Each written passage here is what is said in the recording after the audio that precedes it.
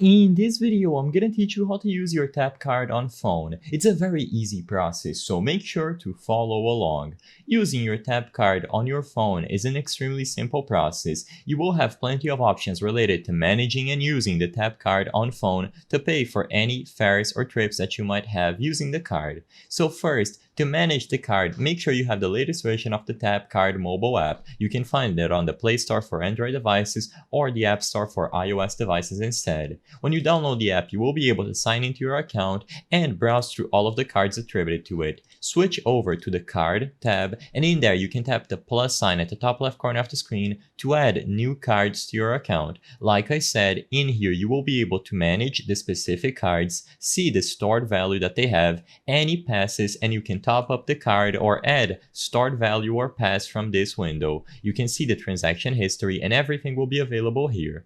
Now, if you want to actually use the card, you can switch over to the home screen, and as long as you find the option to add a tap card to an Apple Wallet or Google Wallet, you will be able to have it linked to a digital wallet and now ready to use. As long as you have enough balance on the card that you select and you properly link it to a digital wallet of your choice, it is going to be ready to use on your phone. If you are on an Android or iOS device, make sure that it is linked to the wallet of your choice, and like I said, you need to have NFC capabilities enabled. So if your phone does not have NFC capabilities, you will not be able to use your phone to make contactless payments. As long as the card is linked to a digital wallet and NFC is turned on your device's settings, you will be able to place your phone physically near the card reader, and the balance or stored value or pass from your tap card is going to be used. Just make sure that it is properly attached and ready to go, managing it through the latest version of the mobile app.